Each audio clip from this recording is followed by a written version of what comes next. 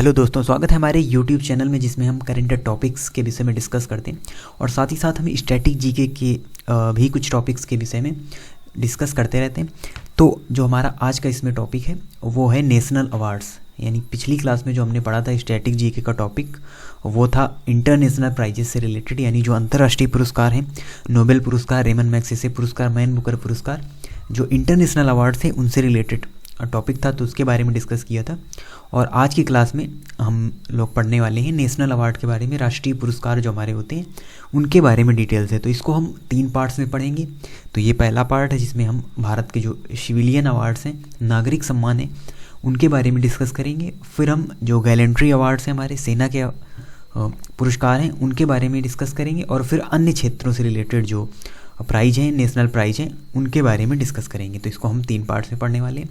तो आज इसका हम पहला पार्ट्स पढ़ेंगे, यानी जो सिविलियन अवार्ड्स हैं उनके बारे में हम डिटेल से डिस्कस करेंगे आज की क्लास में। तो चलिए स्टार्ट करते हैं। और सबसे पहले देखते हैं जो सर्वोच्च पुरस्कार है हमारे देश का, भारत रत्न, उसके बारे में। तो ये भारत रत्न हमारे देश का यानी भारत का सर्वोच्च नागरिक पुरस्कार है।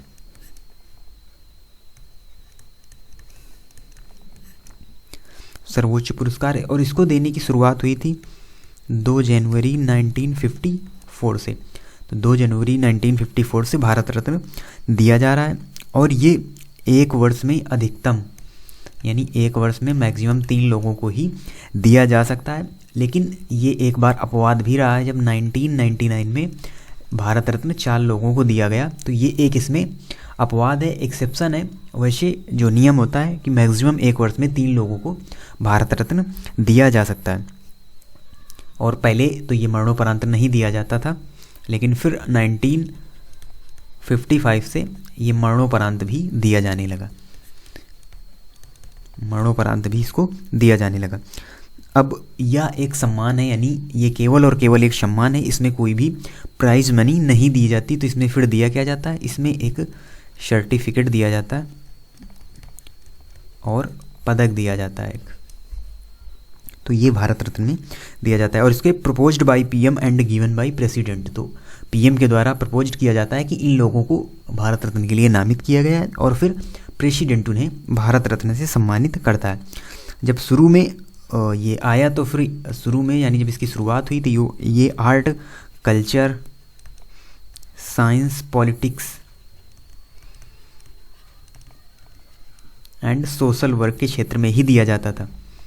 लेकिन इस समय यानी वर्तमान समय में ये किसी भी फील्ड में दिया जा सकता है। यानी 2011 से ये नियम लगा दिया गया कि किसी भी फील्ड में कोई अगर अच्छा कार्य करता है तो उसे भारत रत्न के लिए नामित किया जा सकता है। तो ये जो इससे रिलेटेड फैक्ट्स हैं ये आपको याद रखना जरूरी है कि ये देश का सर्वोच्च पुरस्कार है। इसकी शुरुआत हुई थी 1954 से और ये एक वर्ष में 3 लोगों को ही दिया जा सकता है। लेकिन 1999 में ये 4 लोगों को दिया गया, ये एक इसमें अपवाद है। और ये 1955 से मरणोपरांत भी दिया जाता है, एक सर्टिफिकेट और एक पदक इसमें दिया जाता है। और art, culture, science, politics, social work के क्षेत्र में दिया जाता था जब इसकी शुरुआत हुई थी, यानी शुरू में। और फिर 2011 से ये नियम लगा दिया गया कि इन एनी फील्ड, यानी किसी भी क्षेत्र में अगर कोई व्यक्ति अच्छे कार्य करता है तो उसको भारत रत्न के लिए नामित किया जा सकता है।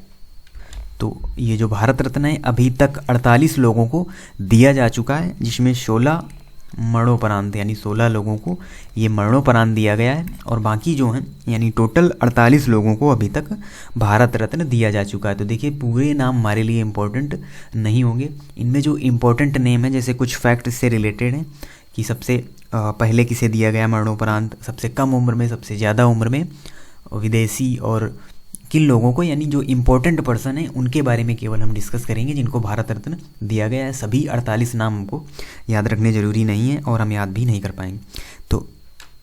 तो अब देखते हैं, सबसे पहले जब मरणोपरांत देने की शुरुआत हुई तो सबसे पहले मरणोपरांत भारत रत्न किसे दिया गया? मरणोपरांत प्रथम प्राप्तकर्ता, तो देखिए लाल बहादुर शास्त्री। लाल बहादुर शास्त्री को मरणोपरांत सबसे पहले भारत रत्न से सम्मानित किया गया था। और उसके बाद अगर हम बात करें सबसे कम उम्र में, सबसे कम उम्र में जो भारत रत्न है वो किसे दिया गया? तो सचिन तेंदुलकर, आप सभी इनके नाम से परिचित होंगे।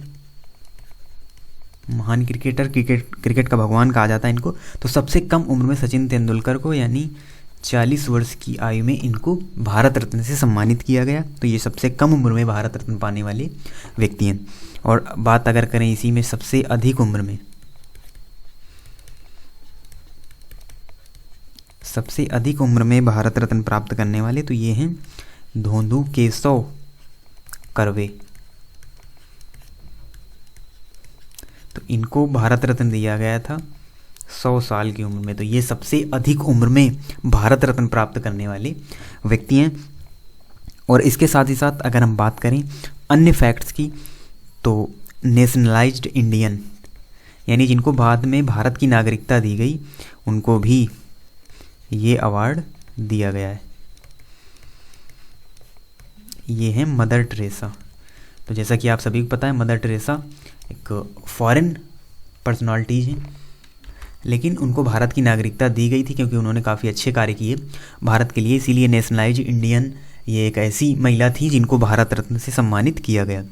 और बात करें हम तो 2 विदेशी लोगों को भी भारत रत्न से सम्मानित किया गया है, जिसमें हैं मौलाना अबुल गफ्फार खान और नेल्सन मंडेला। तो ये 2 विदेशी लोग हैं जिनको भारत रत्न से सम्मानित किया गया। तो भारत रत्न से रिलेटेड ये फैक्ट आपको याद रखने हैं। और किसे भारत रत्न देकर वापस भी ले लिया गया, यानी सम्मान वापस भी ले लिया गया, तो सुभाष चंद्र बोस, इनको भारत रत्न दिया गया और फिर वापस भी ले लिया गया। तो ये नाम भी आपको याद रखना है। और इसके साथ ही साथ कुछ बीच में ऐसे वर्ष रहे जब भारत रत्न बंद भी रहे, तो फिर वो देखते हैं कौन से साल रहे। तो आपातकाल के बाद, यानी आपातकाल लगाया गया था 1975 में, तो 1977 टू 1980 भारत रत्न बंद रहे और 1992 से 1995 ये बंद रहे, यानी इन वर्षों में भारत रत्न नहीं दिया गया। और रिसेंटली अगर बात करें तो प्रणब मुखर्जी 2019 में प्रणब मुखर्जी, नानाजी देशमुख और भूपेन हजारिका, इन 3 लोगों को भारत रत्न से सम्मानित किया गया था। तो ये आपको पता होगा, काफ़ी करंट का टॉपिक नहीं है क्योंकि 2 साल पुरानी ये बात हो गई। तो ये फैक्ट जो है वो भारत रत्न से रिलेटेड आपको याद रखने हैं। और इसमें कुछ अन्य लोगों की बात करें तो अब्दुल कलाम जी को भी, और उसके साथ ही साथ अटल बिहारी वाजपेयी, लता मंगेशकर और इन सभी लोगों को, राजीव गांधी, इन सभी लोगों को भारत रत्न से सम्मानित किया जा चुका है। लेकिन जो इम्पोर्टेंट पर्सन है, जो इम्पोर्टेंट फैक्ट के साथ रिलेटेड हैं, उनको हमको विशेष रूप से याद रखना है। जैसे विदेशी लोग हो गए और नेशनलाइज्ड इंडियन हो गए, उन लोगों को हमको ज़्यादा याद रखने की ज़रूरत है। चलिए अब बढ़ते हैं अगले प्राइज़ की ओर। और ये 3 प्राइज़ आपको दिख रहे होंगे, पद्म विभूषण, पद्म भूषण और पद्मश्री। तो जो पद्म विभूषण होता है, इसको सेकंड हाईएस्ट सिविलियन अवार्ड कहा जाता है। यानी भारत रत्न के बाद जो हाईएस्ट सिविलियन अवार्ड है ये है पद्म विभूषण। और ये सभी जो तीनों प्राइज हैं ये किसी भी क्षेत्र में, तीनों प्राइज किसी भी क्षेत्र में उत्कृष्ट योगदान के लिए दिए जाते हैं। और ये कितने भी लोगों को दिए जा सकते हैं, इसमें कोई सीमा नहीं है। केवल भारत रत्न 3 लोगों को एक साल में दिया जा सकता है, उसमें एक बाउंडेशन है, बाकी इनमें कोई बाउंडेशन नहीं है। आप कितने भी प्राइज दे सकते हैं। और इसमें भी किसी भी क्षेत्र में कोई व्यक्ति अगर उत्कृष्ट कार्य करता है तो उसको आप पद्म विभूषण से सम्मानित कर सकते हैं, पद्म भूषण, पद्मश्री। तो पद्म विभूषण को माना जाता है सेकंड सिविलियन अवार्ड, फिर उसके बाद नंबर आता है पद्म भूषण का और उसके बाद आता है पद्मश्री का नंबर। तो 2021 में भारत रत्न तो किसी को नहीं दिया गया, लेकिन पद्म विभूषण और पद्म भूषण, पद्मश्री ये अवार्ड अभी रिसेंटली ही दिए गए हैं। हमारे गणतंत्र दिवस में, यानी 26 जनवरी 2021 को ये प्राइज़ दिए गए हैं, पद्म विभूषण, पद्म भूषण और पद्मश्री।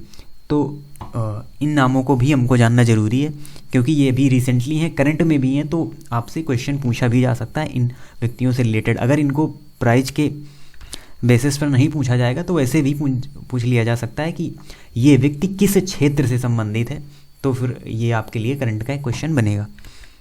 तो चलिए देखते हैं आगे। और सबसे पहले देखते हैं 2021 के पद्म भूषण अवार्डी जो हमारे पद्म भूषण जिनको दिया गया है तो 7 लोगों को 2021 में 7 लोगों को गणतंत्र दिवस में अभी पद्म विभूषण से सम्मानित किया गया है, सेकंड सिविलियन अवार्ड से सम्मानित किया गया है, जिसमें फॉरेनर भी हैं और हमारे भारत के भी व्यक्ति हैं, और कुछ लोगों को मरणोपरांत भी पद्म विभूषण से सम्मानित किया गया है। तो ये देखिए एक लिस्ट है जिसको हम डिस्कस करते हैं। तो इसमें सबसे पहला नाम है Shri Shinzo Abe, public affairs Japan. तो आपको पता है जापान के पीएम रहे श्री शिंजो अबे, तो काफ़ी अच्छे रिलेशन रहे भारत के और जापान के साथ, इसीलिए इनको पद्म विभूषण से सम्मानित किया गया। उसके बाद आते हैं श्री SP बाला सुब्रमण्यम, आर्ट के क्षेत्र में तमिलनाडु के हैं ये, आर्ट के क्षेत्र में इनको मरणोपरांत पद्म विभूषण से सम्मानित किया गया है। उसके बाद आते हैं बेल्ले मोनाप्पा हेगड़े, ये मेडिसिन के क्षेत्र में कर्नाटक से हैं, इनको भी पद्म विभूषण से सम्मानित किया गया। उसके बाद आते हैं Shri Narinder Singh Kapany, science and engineering के क्षेत्र में इनको मरणोपरांत पद्म विभूषण दिया गया है, और ये हैं USA के, यूनाइटेड स्टेट्स ऑफ अमेरिका के। उसके बाद आते हैं मौलाना वहीदुद्दीन खान, ये हैं अदर स्पिरिचुअलिज्म से और ये दिल्ली से रिलेट करते हैं। और उसके बाद आते हैं श्री BB लाल, ये आर्कियोलॉजी से रिलेटेड हैं और ये भी दिल्ली से बिलोंग करते हैं। उसके बाद आते हैं श्री सुंदरम, और ये हैं आर्ट के क्षेत्र में और ये उड़ीसा से बिलोंग करते हैं। तो ये 7 लोग हैं जिनको अभी रिसेंटली पद्म विभूषण से नवाजा गया है, जिनमें 2 फॉरेनर हैं, बाकी तमिलनाडु से और कर्नाटक से, उड़ीसा से और दिल्ली के इसमें लोग शामिल हैं। तो ये नाम आपको याद रखने हैं, आपके लिए इंपॉर्टेंट बन सकते हैं। आपसे पूछा जा सकता है कि जो SP बाला सुब्रमण्यम है वो किस क्षेत्र से बिलोंग करते हैं, किस क्षेत्र से रिलेटेड है, तो वहाँ पर आपको आर्ट टिक करना होगा। तो चलिए अब डिस्कस करते हैं आगे जो 2021 के पद्म भूषण अवार्ड दिए गए हैं।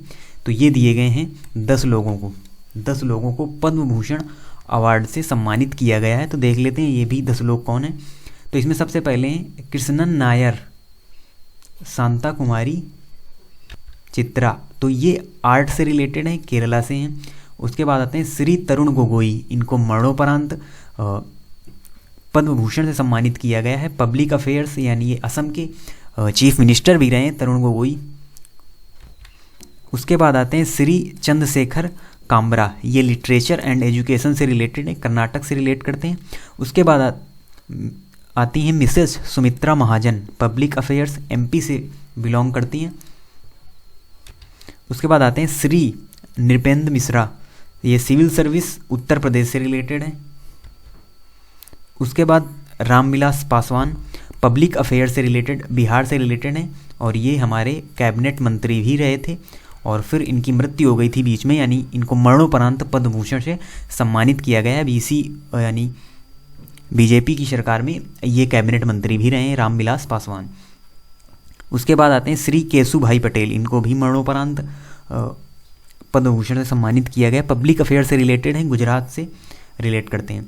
और उसके बाद श्री काल्बे सादिक, ये भी स्पिरिचुअलिज्म से रिलेटेड हैं और उत्तर प्रदेश से रिलेट करते हैं और इनको भी मरणोपरांत दिया गया। उसके बाद Shri Rajnikant Devidas Shroff, trade and industry से रिलेट करते हैं, महाराष्ट्र से रिलेट करते हैं और इनको भी पद्म भूषण से सम्मानित किया गया है।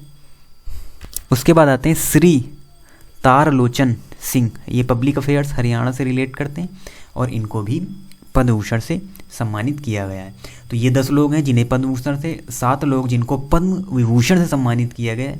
तो ये नाम आपको याद रखने। और अगर हम बात करें पद्मश्री अवार्ड भी दिए गए, बट जो पद्मश्री अवार्ड है वो दिए गए हैं 102 लोगों को। तो देखिए यहाँ पर नाम ज़्यादा है तो आपके लिए ये इम्पोर्टेंट होने वाला नहीं है। आपको जो हाईएस्ट सिविलियन अवार्ड्स हैं उनके जो अवार्डीज़ हैं उनको याद रखना ज़रूरी है। बाकी पद्मश्री के जो नाम हैं वो आप पढ़ सकते हैं, गूगल में देख सकते हैं, लेकिन आप उनको लर्न रखने की ज़रूरत नहीं है क्योंकि वहाँ पर 102 नाम है और जहाँ बहुत ज़्यादा नाम होते हैं तो वो हमारे लिए इम्पोर्टेंट नहीं होते उतना।